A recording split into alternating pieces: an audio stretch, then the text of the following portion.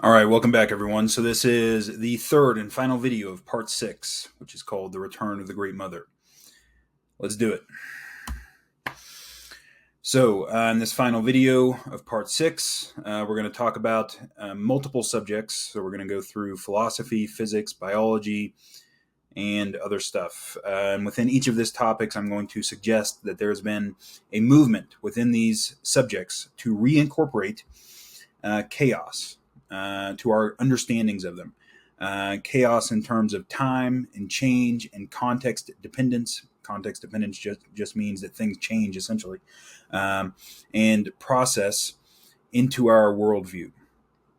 I'm going to warn you before I start this, I am not feeling great at the moment. I don't think I'm going to do a good job of this. I actually didn't record yesterday because I didn't feel good yesterday either.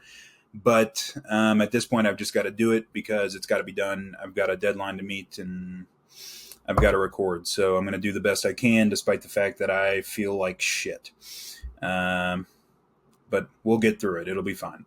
So I want to be clear. I'm not going to try to convince you about any of the ideas that I'm going to introduce here. These are just introductions. A book could be written about each of these topics and has been written about each of these topics. Multiple books have been written about them.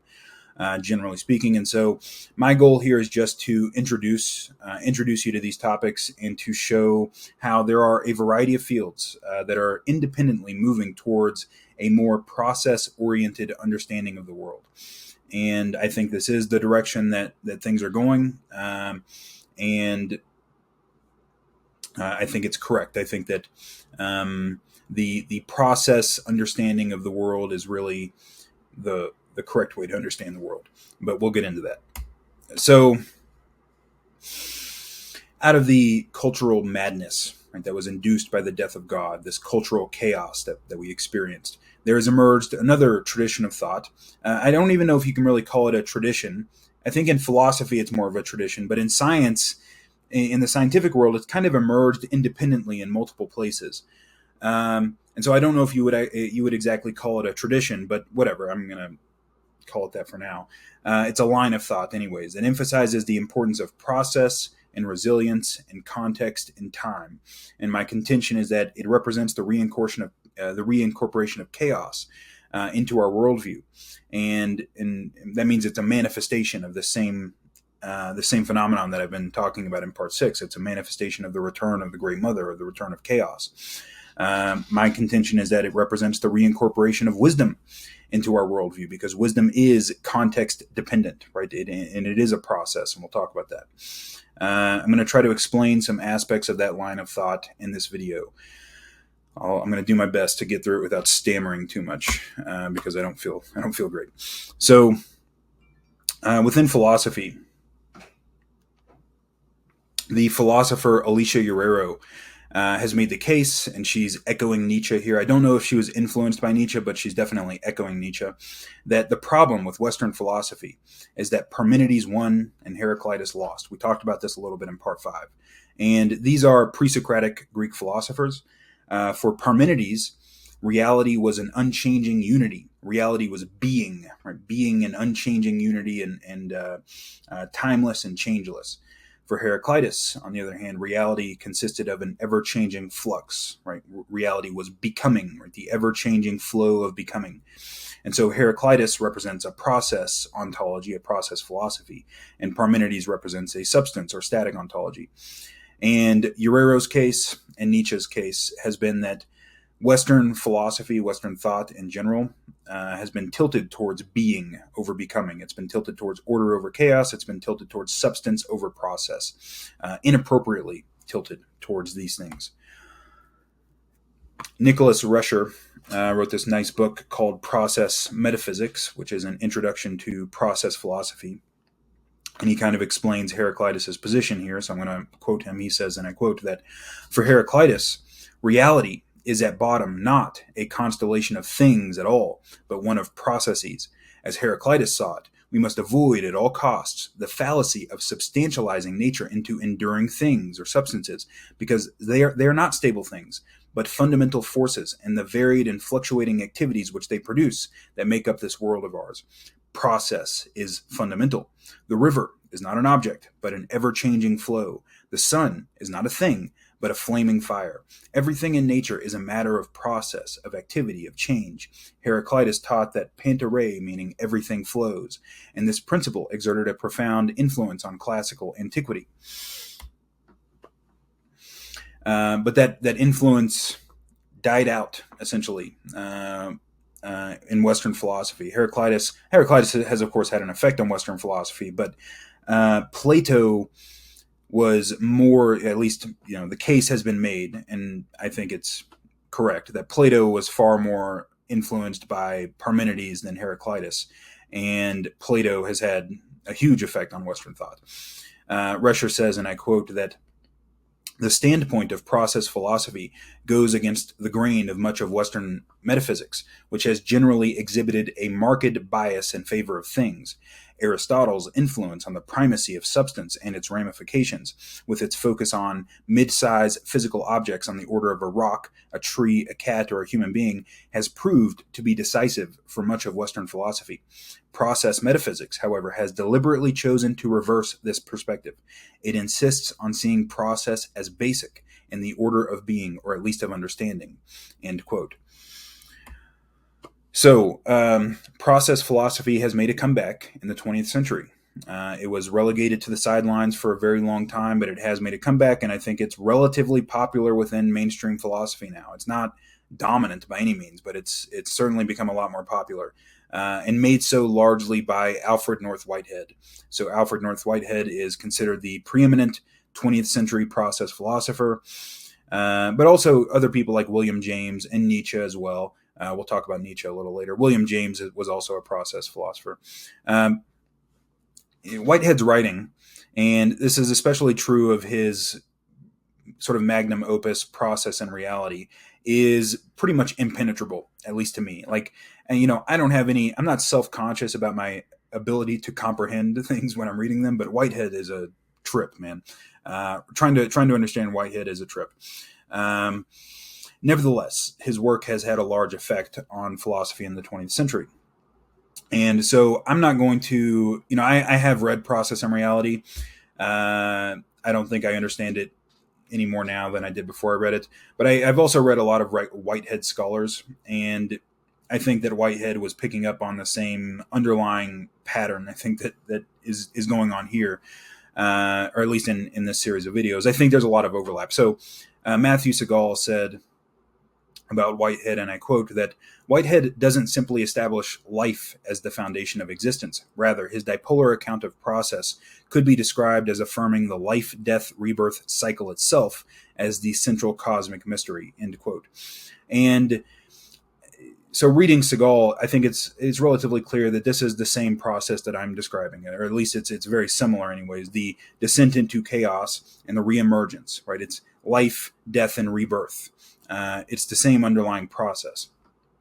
And so I'm not going to attempt to discuss Whitehead too much here because it's too complicated, but I am going to come back to Whitehead in part 10, where I'm going to borrow some of his concepts in part 10. So what reason do we have, right? If we're going to make this judgment between process and substance philosophy, right? What reason do we have to accept the process view of the world over the more dominant substance philosophy? And I'm going to review some findings here and some arguments from physics, from biology, sociology, kind of sociology anyways, philosophy of science, and psychology, which may suggest to us that process should be seen as more fundamental than substance. I think it ought to be. I think the process philosophers are correct. Again, I'm not trying to really convince you of anything in this video because I think it's too complicated to do that. I'm just going to introduce you to a variety of things if you're not aware of these lines of thought, and I think they're very interesting. So with Newtonian physics, right? So within Newtonian physics, and I'm not a physicist, so I'm just going to repeat what smarter people than me have said. Within Newtonian physics, time and therefore change is understood as being a kind of illusion because all the equations work just as well backwards as forwards. The Nobel Prize-winning physical chemist Ilya Prigogine, I think that's how you say that, suggested in in his book Order Out of Chaos and some other books, he had another book called Being and Becoming, I think, or something about being and becoming. But he suggests that our newfound understanding of thermodynamics in physics changes this view. It overturns that Newtonian view of time. And so this is what Prigogine and Stengers said in their 1984 book, Order Out of Chaos. And I quote, "Newtonian science was the crowning synthesis of centuries of experimentation as well as of converging lines of theoretical research. The same is true for thermodynamics. The clash of doctrines, the conflict between being and becoming, indicates that a new turning point has been reached, that a new synthesis is needed. Such a synthesis is taking shape today, every bit as unexpected as the preceding ones. We again find a remarkable convergence of research, all of which contributes to identifying the difficulties inherent in the Newtonian concept of a scientific theory. The ambition of Newtonian science was to present a vision of nature that would be universal, deterministic, and objective inasmuch as it contains no reference to the observer, complete inasmuch as it obtains a level of description that escapes the clutches of time." Right? So Newtonian science was very much a on the side of being over becoming. Right? Everything was universal. Everything was deterministic. Everything was essentially stable and objective. And it sought to escape the clutches of time in the sense that it sought to provide explanations that were universal and timeless. Prigogine and Stengers suggest that the newfound understanding of thermodynamics changes this picture of the world. And so they say about this, and I quote, that time has penetrated not only biology, geology, and the social sciences, but also the two levels from which it has traditionally been excluded, the microscopic and the cosmic.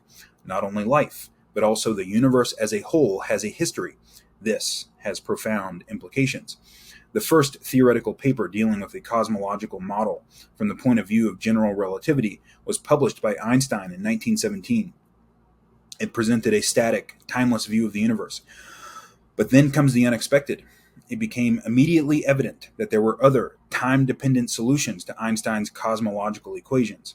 At the same time, Hubble and his co-workers were studying the motions of galaxies, and they demonstrated that the velocity of distant galaxies is proportional to their distance from Earth. The relation with the expanding universe discovered by Friedman and Lemaitre was obvious. Yet for many years, physicists remained reluctant to accept such an historical description of cosmic evolution. Today there is new evidence, the famous residual black body radiation, the light that illuminated the explosion of the hyperdense fireball with which our universe began. The whole story appears as another irony of history. In a sense, Einstein has, against his will, become the Darwin of physics. Darwin taught us that man is embedded in biological evolution. Einstein has taught us that we are embedded in an evolving universe. And so this idea that all explanations can be captured with universal and timeless principles is wrong, right? That's the basic idea, that the universe is evolving and that time and change are very fundamental. Lee Smolin. Lee Smolin is one of my favorite physicist authors. His book, The Life of the Cosmos, was one that we discussed in part 3. And The Life of the Cosmos is really a great book. He also wrote another book called Time Reborn in 2013. And he talks about this movement within physics to reincorporate time. Because time was essentially excluded from Newtonian physics, and time was excluded at least from the original understanding of relativity. So Lee Smolin has a very interesting discussion about this and the exclusion of time. And so he says about this, and I quote, that in the cosmology of Aristotle and Ptolemy, a timeless realm of eternal perfection surrounds the earthly realm. Growth, decay, change, all the evidence of a time-bound world is restricted to the small domain below the sphere of the moon. Above it is perfect circular motion, unchanging and eternal. Now that the sphere separating the time-bound and the timeless was smashed, there could only be one notion of time. Would this new world be time-bound throughout, with the whole universe subject to growth and decay? Or would timeless perfection be extended to all of creation, so that change, birth, and death would be seen as mere illusions? We still struggle with this question, end quote.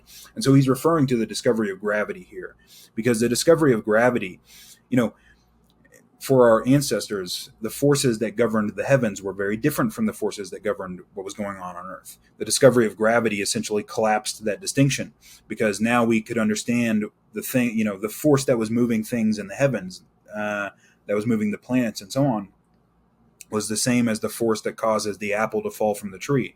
And so the forces that are governing things on Earth are the same as those in heaven. And so we had this newfound problem of understanding the difference between the time-bound world and the timeless world, or collapsing that distinction anyways. He says elsewhere that by the time Newton had finished joining motion in the sky and on Earth, we lived in a single unified world, and it was a world infused with divinity, because timeless mathematics was at the heart of everything that moved on Earth and in the sky. If timelessness and eternity are aspects of the divine, then our world, that is the whole history of our world, can be as eternal and divine as a mathematical curve, end quote. And so for many people, the divine is intimately tied up with what is timeless and eternal. And it appeared that this Newtonian worldview, for people who thought like that, it infused the world with this kind of divinity, because at least at the beginning it was kind of awe-inspiring, and it would be awe-inspiring for somebody who's not familiar with it, that everything can be understood according to these mathematical equations, right? And it is awe-inspiring. It's wrong that everything can be understood according to those timeless mathematical equations, but much of the world can.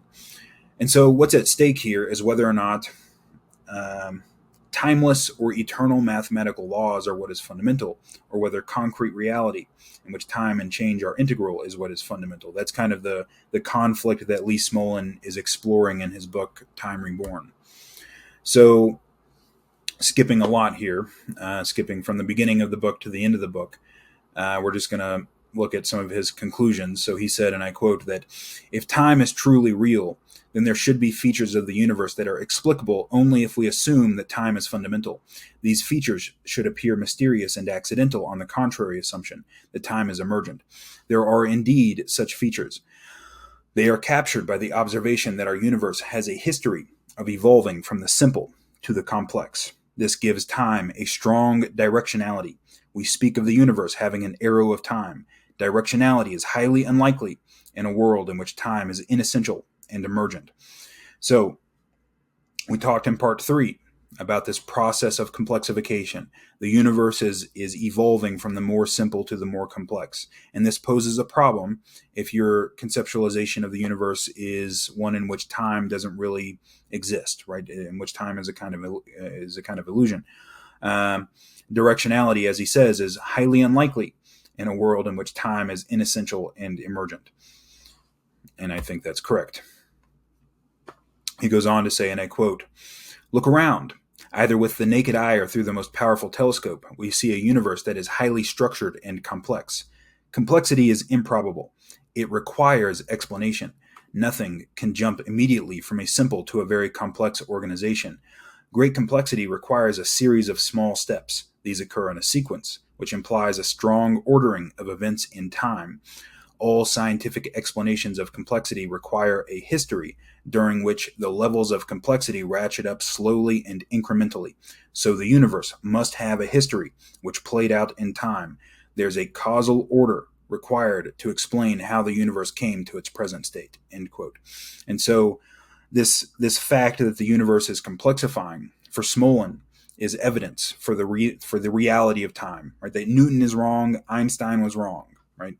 That's the claim that's being made, because both Newton and Einstein, for them, time was not fundamental. And for Smolin, it is. And it's fundamental in large part because of what we talked about in part 3, because the universe has a direction. Smolin goes on to say, and I quote, "According to 19th century physicists and some of our contemporary speculative cosmologists who embraced the timeless picture, the complexity we see around us is accidental and necessarily temporary. In their view, the universe is fated to end in a state of equilibrium. This is a state called the heat death of the universe, in which matter and energy are uniformly distributed throughout the universe and nothing ever happens except rare random fluctuations. Most of the time, these random fluctuations dissipate as soon as they appear, constructing nothing. But a new cosmological theory will help us understand why a universe with increasing complexity is natural and necessary. Smolin goes on to say, and I quote, that the timeless view of physics based on the Newtonian paradigm has shown its impotence in the face of the most basic questions about the universe. Why is it interesting? And why, indeed, is it so interesting that creatures like us can be here to marvel at it? But if we embrace the reality of time, we make possible a time asymmetric physics within which the universe can naturally evolve complexity and structure, and thus we avoid the paradox of an improbable universe. End quote. And so, in the Newtonian paradigm, right, the fact that there is all of this complexity and interesting stuff around us is a kind of accident. It has to be a kind of accident. It's like a byproduct. But as soon as you introduce a direction of time, right, the arrow of time, well, then it gets rid of that weird paradox of calling all of this an accident, right? It's clearly not an accident. And so reincorporating time into our worldview gets rid of this paradox of what he calls the paradox of an improbable universe. The point being that the Newtonian or the Einsteinian paradigm in which time is an illusion cannot, according to Smolin, explain the fact that there is directionality to the universe in terms of complexity. Right? The universe is becoming more complex, that processes are irreversible. Even the laws of nature, Smolin suggests, and I won't go into that too deeply, but Smolin has suggested that even the laws of nature must have evolved. They're not timeless. Right? He has a whole idea about how this can occur, which I'm not going to go into here. But the point being that time and change must be real and fundamental. That's the case that Smolin makes. That's the case that Ilya Prigogine made. And I think it's very plausible.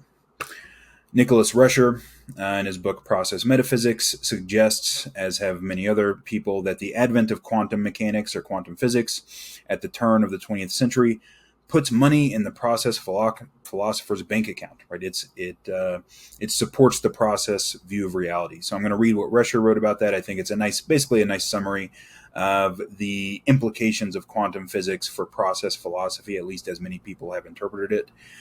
So Rescher says about this, and I quote, that the quantum view of reality has accordingly led to the unraveling of that classical atomism, which has from the start been paradigmatic for substance metaphysics. Meaning it's unraveled the idea that the world is made out of atoms, little particles, right? It's not right? At the bottom of things are not particles. It's something like a field or a wave, or I guess it's a field, but not that I understand quantum theory, so don't get me wrong. I'm not claiming to understand quantum mechanics. But anyways, Rescher goes on and he says, and I quote, that for quantum theory taught that at the micro level, what was usually deemed a physical thing, a stably enduring object, is itself no more than a statistical pattern, a stability wave in a surging sea of process. Those so-called enduring things come about through the emergence of stabilities in statistical fluctuations. 20th century physics has thus turned the tables on classical atomism. Instead of very small things like atoms combining to produce standard processes, windstorms and such, modern physics envisions very small processes, quantum phenomena, combining in their modus operandi to produce standard things, ordinary macro objects, end quote. Somebody who is famous within quantum theory who has written about this is David Bohm. I don't quote him here because he says basically the same thing as this. But yeah, many people have derived this lesson from quantum theory, that it is more concordant with a process philosophy than a substance philosophy. So moving on to talk about biology. There was a recent edited volume called Everything Flows, an anthology, which consists of a collection of philosophers and biologists making the case that organisms and the constituent parts of organisms are best thought of as processes rather than things, and that this has implications for how we think about biology. So I'm going to read from the introduction to that book. Again, I'm not trying to convince you of this stuff. It's just an introduction to make it clear that this line of thought is appearing in multiple places, right? So this isn't really an argument for this, although I think it is correct. So they say in the introduction to the book, and I quote, that The particular metaphysical thesis that motivates this book is that the world, at least insofar as living beings are concerned, is made up not of substantial particles or things, as philosophers have overwhelmingly supposed, but of processes. It is dynamic through and through. This thesis, we believe, has profound consequences.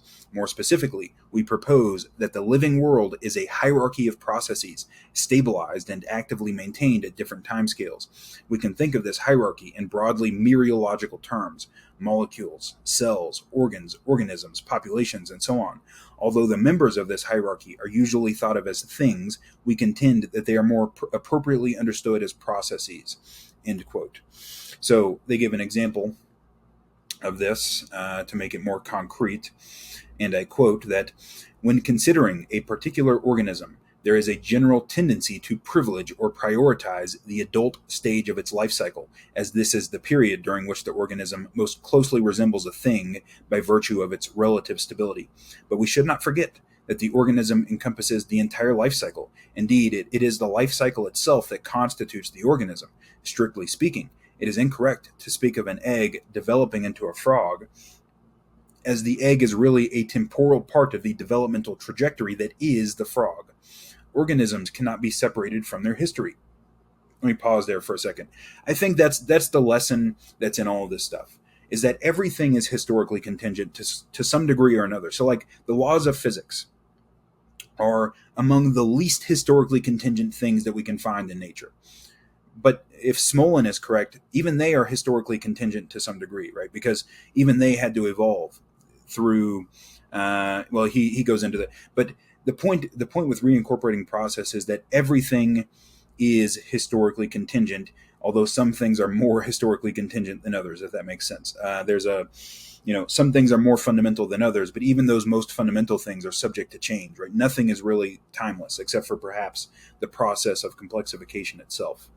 That is what may provide stability within that change, but it's not a thing in space, right? It's a pattern across time, which is different. It's a process. So he goes on, or they go on. What we perceive as an organism, for example, a frog, at any given moment represents only a cross-section or time slice in the unfolding of the persistent process it instantiates. It is important to realize that these time slices do not reflect real discontinuities in the process from which they derive. Although an adult frog is undoubtedly very different from a tadpole, the developmental progression from tadpole to frog is smooth and gradual. There is no sharp boundary demarcating them. Knowing what we know about frogs, it simply makes more sense to think of them as processes rather than things. And that's basically the point, right? We should think of organisms as processes rather than things. And there's an anthology. I forget how many chapters it has. I think it has like 20 chapters or something of different ways of making this case that biology should be thought of in terms of processes rather than things. So, moving on to philosophy of science. So Thomas Kuhn wrote what is perhaps, I think probably easily the most widely read book in the philosophy of science, which is The Structure of Scientific Revolutions. It's one of the most controversial books in the philosophy of science. I think it's a brilliant book. I mean, it's obviously a brilliant book. And I think Kuhn was basically correct. He didn't do perhaps the best job of communicating certain aspects of his idea, but I think his idea is basically correct. Kuhn claims that science progresses according to a general process. And what I want to point out here is that the process that Kuhn put forward in The Structure of Scientific Revolutions, right? That process simply is the structure of scientific revolutions. It's the same as the structure of an insight, fundamentally. It's like, scientific revolutions are like collective insights. And so it's a period of relative order, which Kuhn calls normal science, the anomaly that disrupts that order, the period of chaos, which is the period of revolutionary science, usually led by a single person or group, and then the reemergence into a new order, which is a new paradigm. So this was the transition from Newtonian to Einsteinian physics, for example. I'm also going to discuss this in concert with Richard Tarnas's book, The Passion of the Western Mind, because Tarnas puts forward a similar dialectical process which characterizes the development of ideas throughout the history of Western culture. So I think that this basic process, it doesn't only characterize the history of ideas in science, it characterizes the history of ideas throughout Western culture in general, maybe almost forever. Although I think there is a difference between the way that science progresses and the way that cultural evolution progresses in general. But intellectual culture within the Western world was a little bit separate from the way that cultural evolution normally works. But we'll get into that. So for Kuhn, scientific revolutions have a repeatable structure that can be described.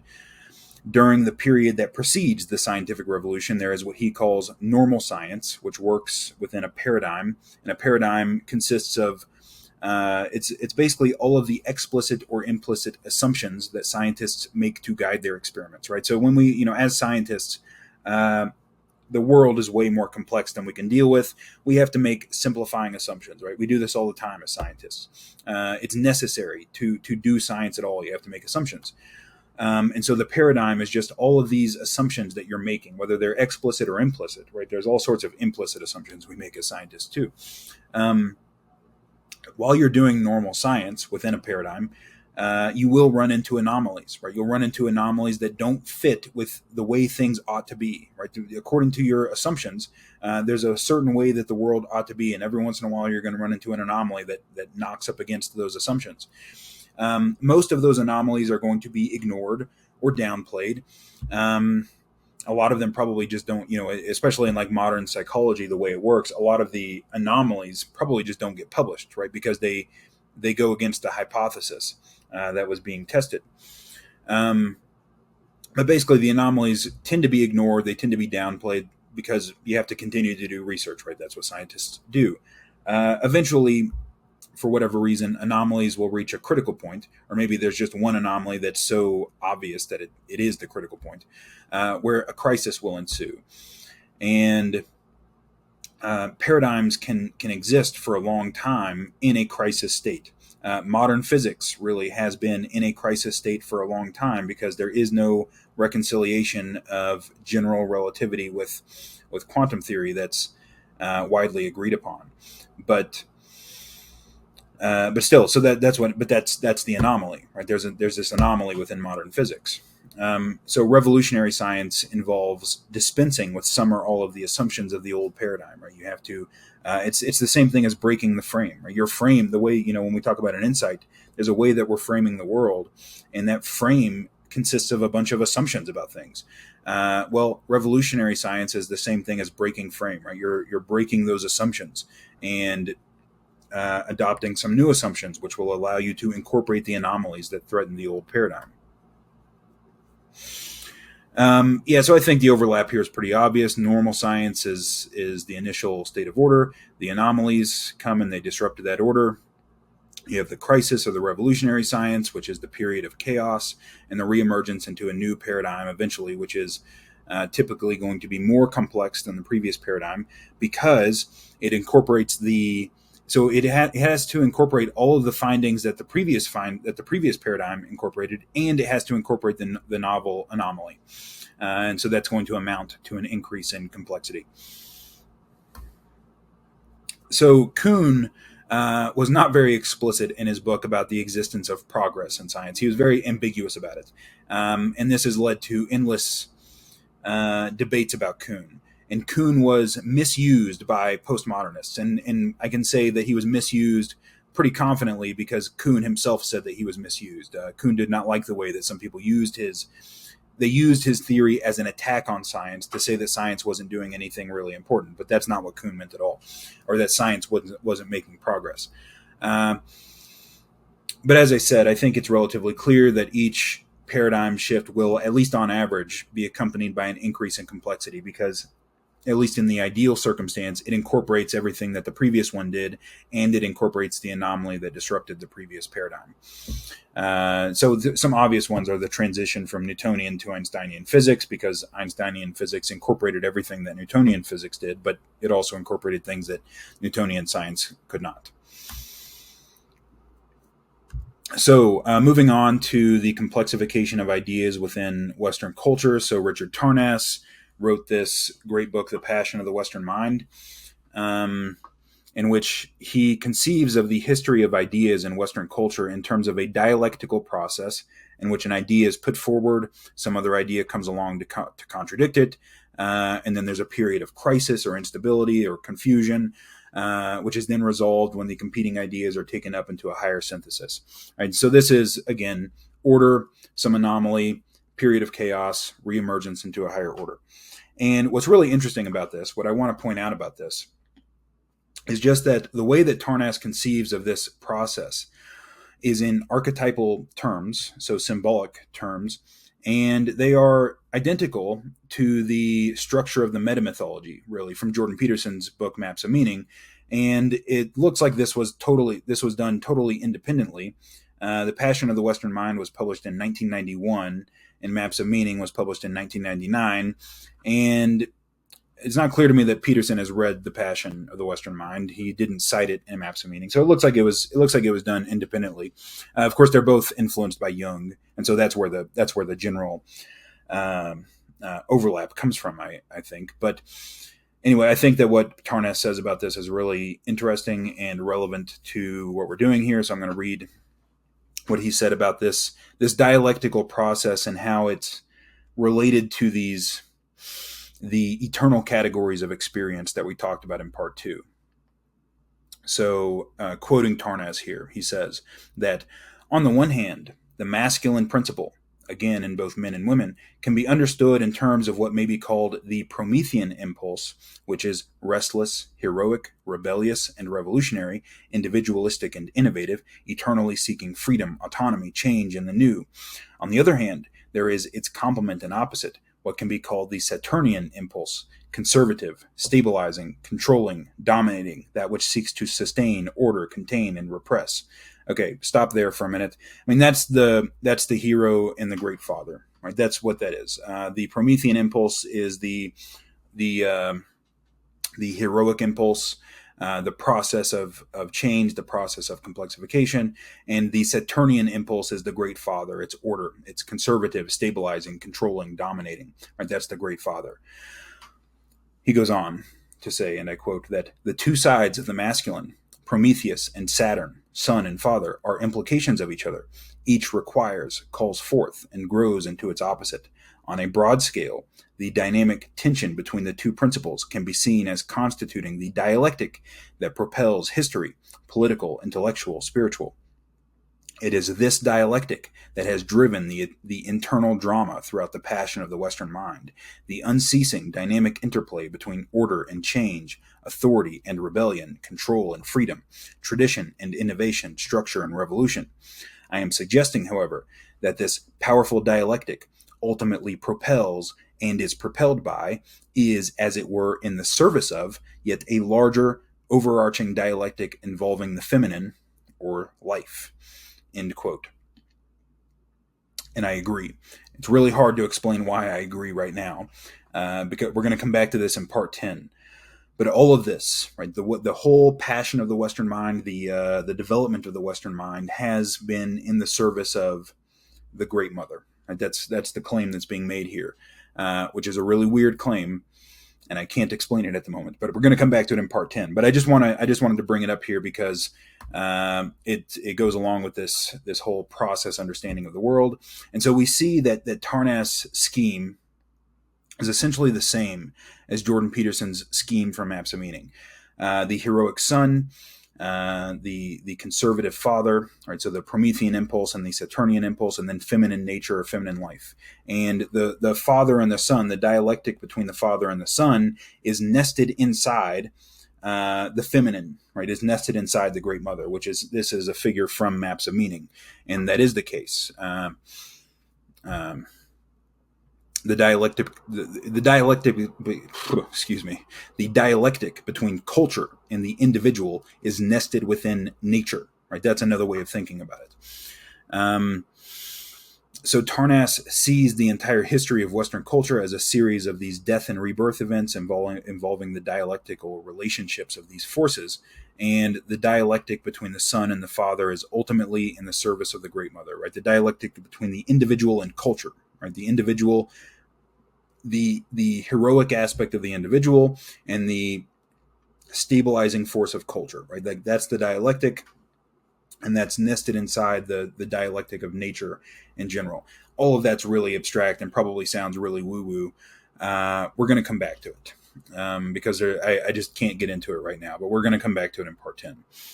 So, okay.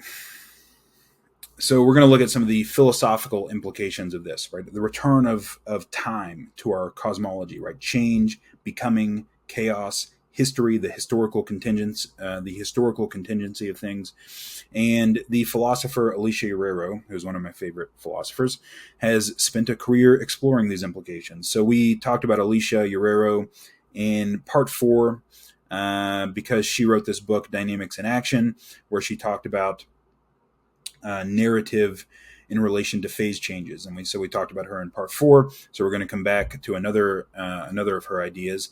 She has this extremely interesting paper that she wrote in 1990 called "Fail-Safe versus Safe Fail: Suggestions Toward an Evolutionary Model of Justice," where she is suggesting in that paper that our new understanding, right? So this new understanding that we have of time and historical contingency, historical dependency, which has emerged from the study of nonlinear dynamics, thermodynamics, ought to cause some shifts in our normative thinking and how we think about the optimal way of being in the world, not only as individuals, but in other ways as well.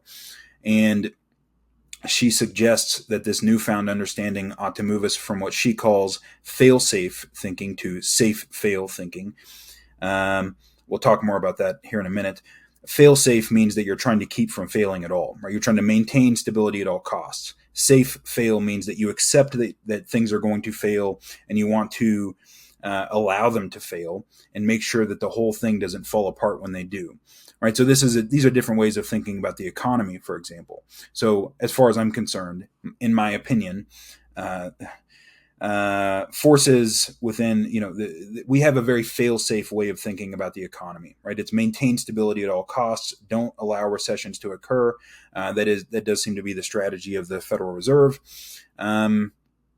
But the problem with that is that it allows dead wood to accumulate. It allows corporations, companies and institutions to accumulate that shouldn't actually exist. Right? They should have died out a long time ago. If the economy would have been allowed to go into recession, they would have died, and that would have been a good thing because they were inefficient. And so, even in economics, right, you would rather have a safe fail thinking. It's a better long-term strategy, but that's a separate issue. She argues that this should move us from thinking about things in terms of stability, from stability to thinking about things in terms of resilience, which is really kind of the same thing as fail-safe versus safe-fail, and that we should pursue the enactment of processes rather than trying to attain final states. Now, this is interesting because, of course, we've talked about this before in the context of maps of meaning.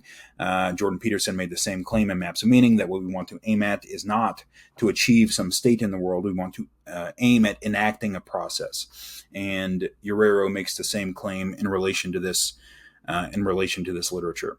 And she demonstrates this shift in our normative thinking through a discussion of utopian literature. And so I'm going to read what she said about that. I think it's very interesting. She said, and I quote, that whenever the civilized world is faced with social change and discontent, scholars seek new solutions to problematic political conditions. They devise instruments of change, some of which take the form of ideal societies or utopias. One striking feature of utopian literature is that utopias are often characterized by communal living arrangements under totalitarian, albeit enlightened rulers. The individual is subordinated to the state. Many advocate the abolition of private property and money, as well as the general leveling of class and economic distinctions in the hope of achieving a state of perfect stasis. The concept of an ideal or perfect society can be etymologically traced to the Platonic eidos. The perfect is the unchanging and fixed. Static equilibrium is therefore the ideal, because in a perfect society, change is always away from perfection, and thus for the worse. Such utopias aim to be fail-safe. As a result, they are characteristically closed, rigid structures with little room for social or personal change and growth. These societal structures can be compared to classical equilibrium thermodynamics in physics, in which fluctuations play only a minor role. End quote. Okay, so the point here, the utopian literature reflects the physics of the time, the physics which says that, that there is no real novelty in nature. It's something like that, and therefore that stasis is the ideal, or that being. It's a reflection of the ideal of being, right? It's a reflection of the ideal that what is good, what is perfect, is unchanging and timeless, and so therefore the perfect society would be unchanging and timeless. She goes on to say, and I quote, that other scientific models have been developed which do not equate order with equilibrium. These include the theory of dissipative structures created under non-equilibrium conditions, for which Ilya Prigogine was awarded the Nobel Prize in Chemistry in 1977. Prigogine's theory relies on the insight that non-equilibrium may be a source of order. Dissipative structures depend on autocatalytic processes whose non-linearity leads via instability to irreversibility. I'm going to stop there for a second. I mean, we're using some technical language here, but I don't think we don't really need to understand. Like an autocatalytic process is one where it's a circular process where one step leads to the next step and then back around. But that's fine. The point is that these kinds of processes are irreversible. Right? You can't uncook an egg, and you can't undo the outcomes of these nonlinear processes. She goes on, autocatalytic processes reinforce fluctuations, thus driving the system farther and farther from equilibrium until it reaches a threshold of instability. At this point, any minuscule perturbation can drive the system into a new metastable structure characterized by increased rates of external entropy production. Pause for a second there too. She's talking about criticality, right? This is the sand pile model that we talked about in part 2. Autocatalytic, so they drive the system farther and farther from equilibrium, reaches a threshold of instability. Well, that threshold of instability is the critical point. It's the critical point at which point any minuscule perturbation, right, the next little grain of sand, will drive the system into a new metastable structure. She goes on. At such bifurcation points, the system either reorganizes at a higher level of complexity or dies. End quote. That's not the end of the quote, but let me stop there for a second too. We've talked about this before too, right? So this is a phase change, right? The two outcomes of a phase change are that the system reorganizes at a higher level of complexity, or the system falls apart. Right? Those are the two options essentially. She goes on, through nonlinear processes, a spontaneous formation of self-organization, a metastable level of order can thus develop in open systems far from equilibrium.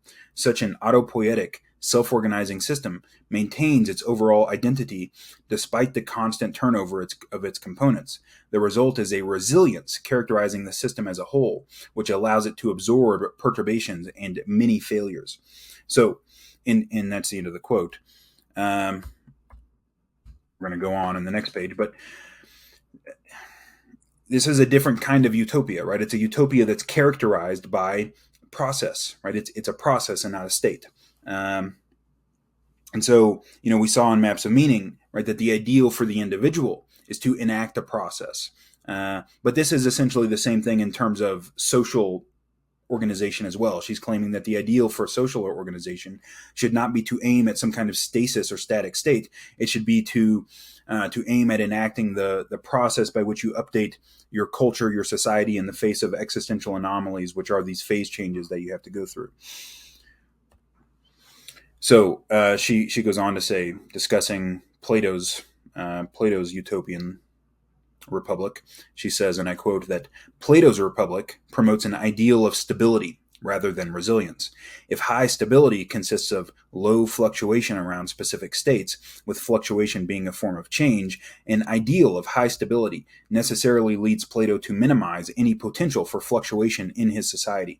Hence, the emphasis on censorship, segregation of the classes, elimination of trade, and so on, each of which responds to a threat which might impair stability by allowing the possibility of change.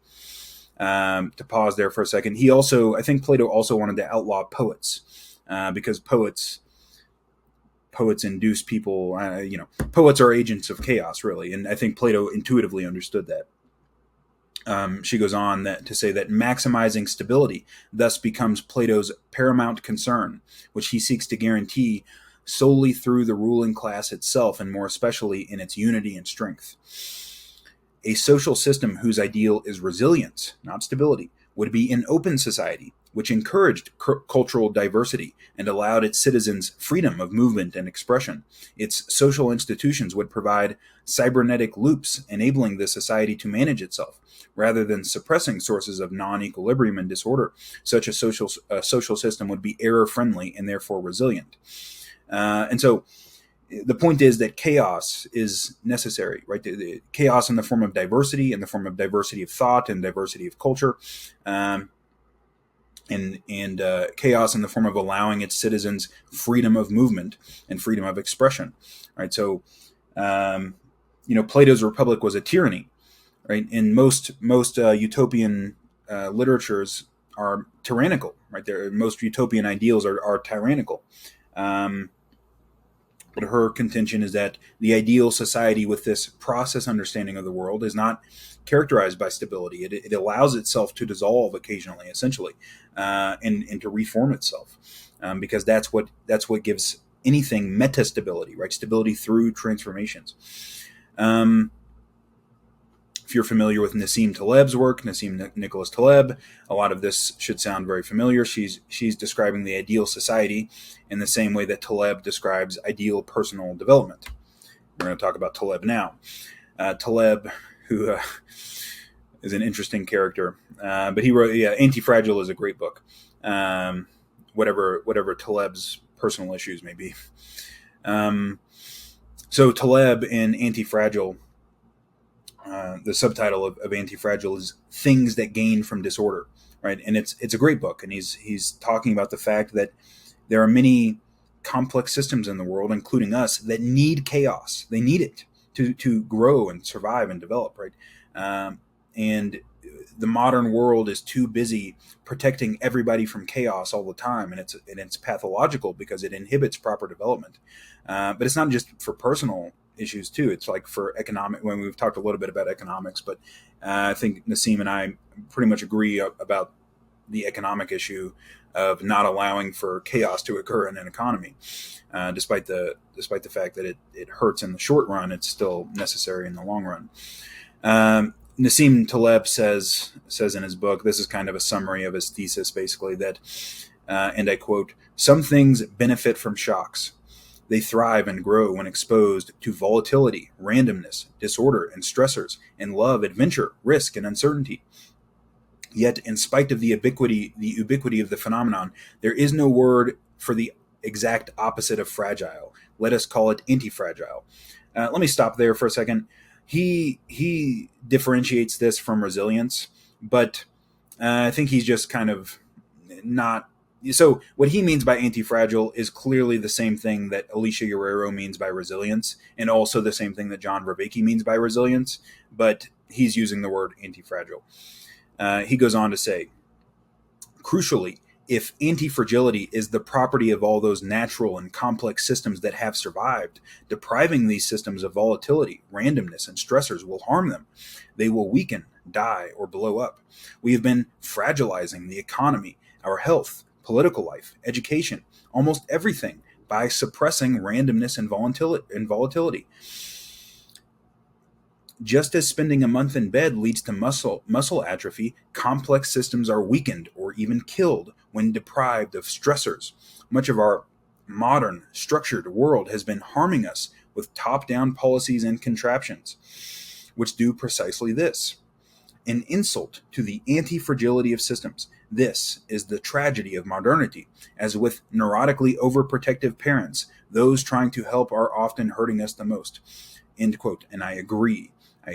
We're seeing this. I mean, we see this from many different angles, right? So I talked in my last video, my last video about the overprotection of students within the universities, which is totally insane. I mean, as far as I'm concerned, like my 6 years in the university at this point, I've witnessed this this babying of students, and it's just crazy. Like, these are adults. My God, these are freaking adults. Give them some room, geez, man. But it's not just with, it's with the health system. As far as I'm concerned, like, every little thing has to be, shove a pill down their throat. It's with the economy, as he said, and as I've argued. We have not, as far as I'm concerned, the modern world doesn't appreciate the positive aspects of chaos, right? We see chaos as a bad thing, and it's not.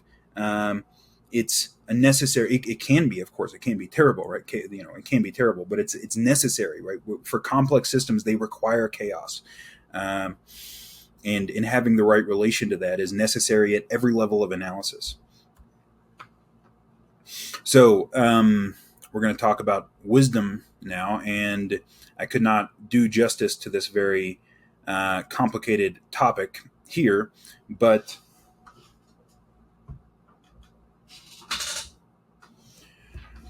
I'm just going to read what John Vervaeke and Leo Ferraro said about this in their 2013 chapter on the cognitive science of wisdom, and how wisdom is best understood in terms of a process. So they said about this, and I quote, that we hope to tie our theoretical account of wisdom to independently established constructs within psychology, machine learning, and neuroscience, and to thereby provide a process theory that explains how one undergoes processes of self-transformation that results in wisdom, as well as explicating and specifying those processes to some degree. Why a process theory? As an analogy, let us consider the study of epistemology. Chisholm distinguishes between two broad methods for studying knowledge. One is to define knowledge and then to use that definition to formulate the question, how is knowledge acquired? Which psychological processes result in knowledge as their product? The second method is to define a process by which knowledge is acquired and to use that procedural specification as the basis for a definition of what knowledge itself is. In coming to understand wisdom, simply knowing the features of wisdom is insufficient. Such an understanding is fundamentally dependent upon our understanding of the processes by which someone becomes wiser. End quote. And so an understanding of wisdom is to understand the process that you must participate in to become wise, right? It's not a list of characteristics, right, of the wise person, right?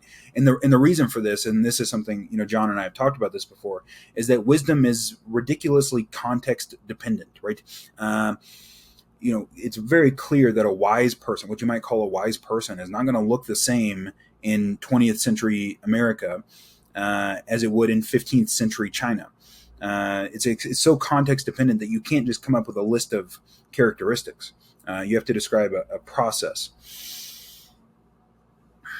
Jordan Peterson on Maps of Meaning talks about the personification of wisdom in mythologies and in narratives. And you see this in Pinocchio, right? Pinocchio, the positive aspect of the Great Mother is represented by the blue fairy who breathes life into Pinocchio and makes him into a real boy, essentially.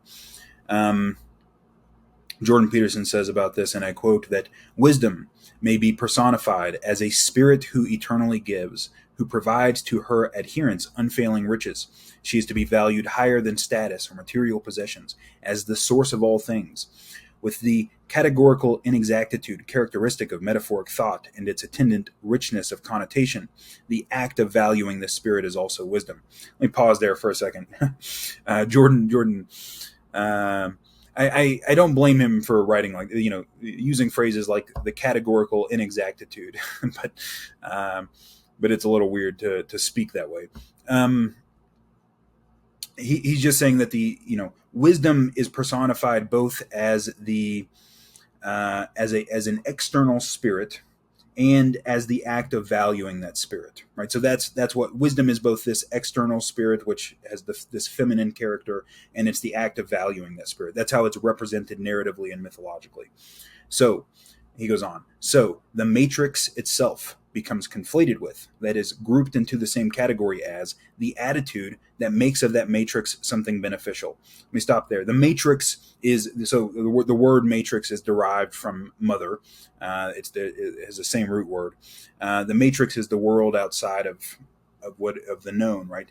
And so that becomes conflated with the attitude that makes of that matrix something beneficial, right? So the attitude that we have towards that unknown, right, towards chaos, is wisdom, right? The proper attitude towards chaos is wisdom. But the unknown itself, in its positive aspect, is personified in terms of that attitude. It's something like that. This conflation occurs because primal generative capacity characterizes both the source of all things and the exploratory and hopeful attitudes and actions that make of that source determinate things. So the source of all things is conflated in the mythological mind with the exploratory attitude that makes that source a beneficial aspect of the world. We would only regard the latter, the subjective stance, as something clearly psychological, as something akin to wisdom in the modern sense. The former is more likely to be considered external from our perspective, something beyond subjective intervention. But it is the case that without the appropriate attitude, the unknown is a sterile wasteland. Expectation and faith determine the response of the unknown, as courageous approach eliminates anticipatory anxiety, and exploration makes the unexpected something valuable.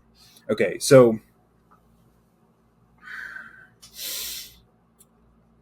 trying to figure out how to wrap that up. The point he's making is just that the way that he's trying to describe how it is that wisdom is personified in narratives. We talked earlier about the Matrix movies, the actual movies of the Matrix, and wisdom is personified there in the form of the oracle, and it's your attitude in some sense towards that, right, that determines wisdom, towards that source of novelty, the source of anomaly.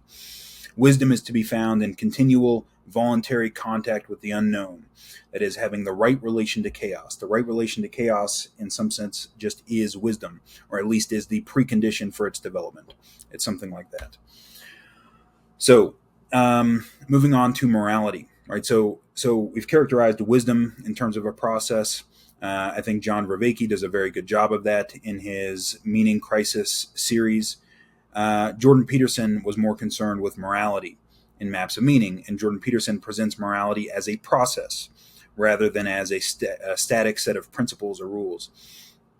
Now, this is very different from how the Western tradition conceptualizes morality, right? Like utilitarianism, for example, provides a single principle by which moral norms are supposed to be determined, right? The principle of utility. This is very different from that. It's very different from deontology. It's very different. It's because it's all historically contingent, right? Morality is historically contingent. So the process represented by the hero, right? The process that we've talked about, that's good, right? That's what good is within this process understanding of morality. So what Jordan says about this, and I quote, is that the hero is a pattern of action designed to make sense of the unknown. He emerges necessarily wherever human beings are successful. Adherence to this central pattern ensures that respect for the process of exploration and the necessary reconfiguration of belief attendant upon that process always remains superordinate to all other considerations, including that of the maintenance of stable belief. Identification with the process of constructing and updating contingent and environment-specific goals is in this schema given necessary precedence over identification with any particular concretized goal. End quote. Okay, that's the same that we talked about earlier, right? That what you want to aim at is the enactment of this process, right? This exploratory process, the process by which you update yourself in the face of anomalous information, and that the enactment of that process is good, and that the denial of that process is in some sense what evil is. So the opposite of the hero is the adversary in this scheme, right? And the adversary is evil in this scheme. But the form the evil takes is going to look very different depending on the time and place.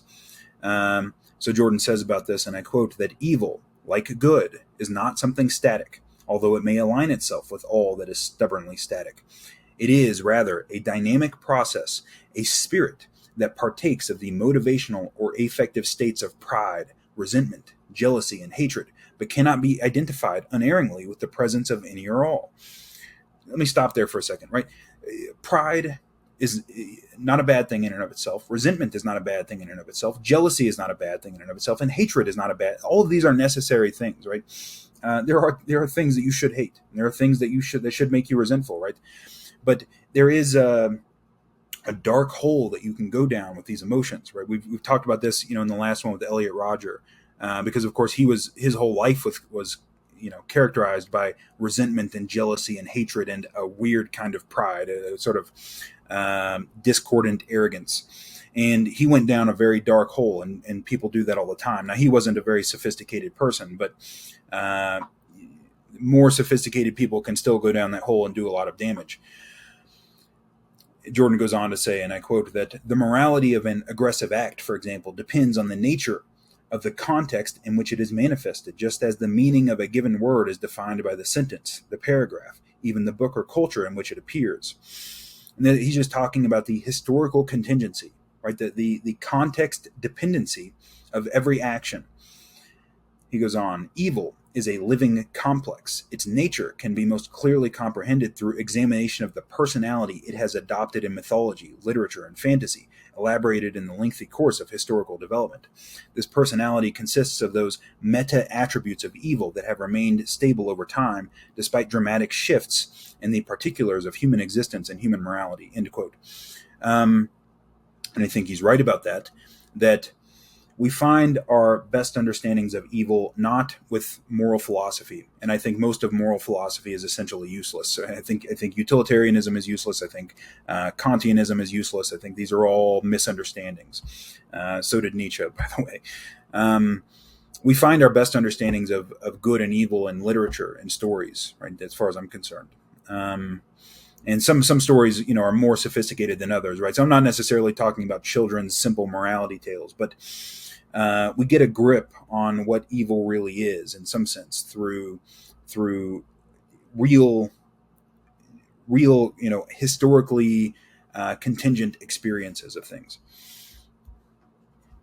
So what must be understood in this view is that the processes that are called good and evil, according to Jordan Peterson, are so context dependent that there is no principle or list of attributes that can contain them, right? Because, even though evil, let's say, is generally characterized by resentment and hatred and all of this, those attributes can be found in the good as well, right? So this makes a process view of morality different from most of the Western tradition of religion and moral philosophy, in which static rules, like the Ten Commandments or the categorical imperative, or principles, which is utilitarianism basically, are put forward as morality.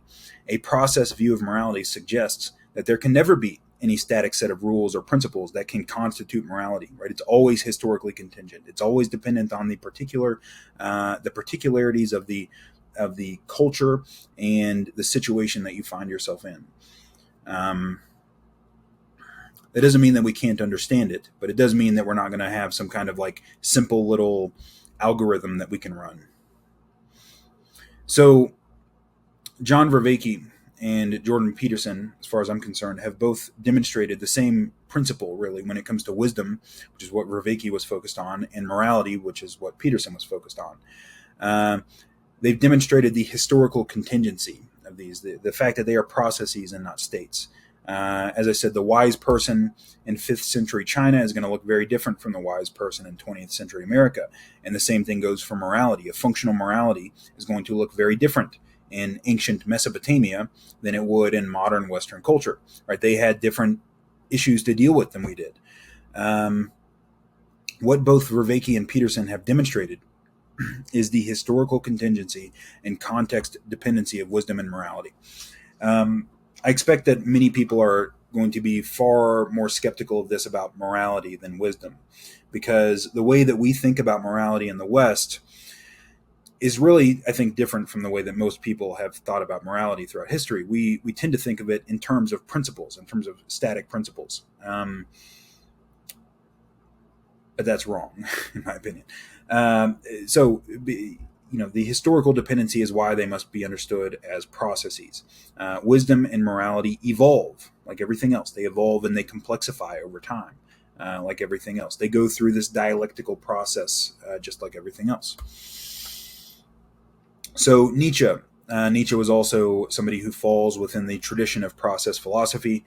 For Nietzsche, there are no stable things or states as such. These are kind of like useful illusions that we have, right? So like this cup is a useful representation of the world, right? The idea that there's a cup, a thing there, but it's really just a sea. It's a little eddy of stability within a sea of flux. That's what the cup is, and that's what that's what everything around me is. Really, everything is in flow all the time, and there are little temporary islands of stability that we can grab a hold of. But we shouldn't mistake that for what reality is at bottom. What reality is at bottom is an ever-changing flux, right? That's Nietzsche's idea, basically. John Richardson, in his book Nietzsche's System, described Nietzsche's position as such. He says that, and I quote, that reality stretches out as processes. These, and not states, not even momentary ones, are its units, which are all that adequate descriptions must speak of. And Nietzsche claimed that of all the ancient philosophers, the one that he most closely identified with was Heraclitus. Heraclitus being the ancient philosopher of becoming, of process. For Nietzsche, the ideal, so of course Nietzsche is famous for his idea of the overman. The overman for Nietzsche is somebody who fully embraces the reality of becoming.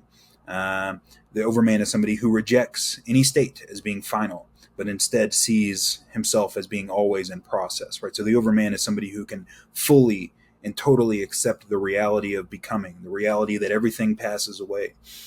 In Nietzsche's System, John Richardson says about this, and I quote, that the overman shapes an organized viewpoint and practice out of the disparate forces he finds at hand, giving these parts a richer expression and sense. But he shapes this viewpoint not as an end or culmination, but as one to be given a richer sense in turn by being itself destroyed and replaced. This shows how he grasps his behavior as a becoming. We're going to come back to this in part 9 when we discuss Nietzsche's concept of the will to power. In Thus Spake Zarathustra, Nietzsche provides a kind of dramatic representation of this philosophical conflict between substance and process. And he suggests in this kind of poetic description that it's only now, right? It's only after the death of God, when the structures upon which our concepts of good and evil have been so thoroughly undermined by the death of God, essentially, that change and process will be really taken seriously, can be taken seriously. And this is because those structures, the ascetic ideal, right, Aristotelian cosmology, and the entire Christian Aristotelian worldview in the West provided this illusion of stability. They provided an illusion that we kind of had the world figured out, and we kind of knew where we were and where we were at, even though we didn't, right? They provided an illusion of stability, even though they were only temporary constructs on top of an ever-flowing river of change. For Nietzsche, the triumph of process over substance is something to be celebrated, maybe even feared, but celebrated as well. But it could only happen after and because of the nihilism induced by the death of God. And so I'm going to read what Nietzsche had to say about that in Thus Spake Zarathustra, and I quote, "When the water is spanned by planks, when bridges and railings leap over the river, verily, those are not believed who say everything is in flux. Even the blockheads contradict them. How now, say the blockheads, everything should be in flux? After all, planks and railings are over the river.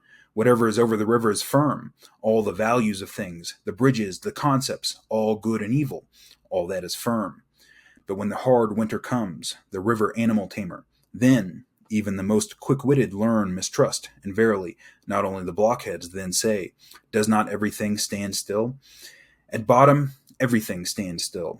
That is truly a winter doctrine, a good thing for sterile times, a fine comfort for hibernators and hearth squatters. At bottom, everything stands still. Against this, the thawing wind preaches. The thawing wind, a bull that is no plowing bull, a raging bull, a destroyer who breaks the ice with wrathful horns. Ice, however, breaks bridges. Oh, my brothers, is not everything in flux now? Have not all railings and bridges fallen into the water? Who could still cling to good and evil? Woe to us! Hail to us! The thawing wind blows. Thus preach in every street, my brothers. End quote. So the point is that when things are relatively stable, right, many people will be laughed at who say that everything is in flux. But then when things become really stable and they become rigid, right, they freeze over. This provides a kind of opportunity in some sense, right? So we talked in the first video of part 6 about the rigidity of propositions and how in Western Europe we came to give far too much importance to the propositions that upheld our worldview. And then when the scientific revolution came along, it just, destroyed those propositions. And then we were left in a kind of cultural madness. Well, this is what happens when the ice breaks, right? That's the metaphorical representation of the ice breaking and destroying the bridge on the top of the river. And it's the return of chaos, right? Chaos is back. That's essentially what Nietzsche is trying to announce to us in multiple ways, through the announcement of the death of God and through much of what he said in Thus Spake Zarathustra. Chaos is back. And that's the return of the Great Mother. It's the return of chaos to Western culture. So that is it for part 6.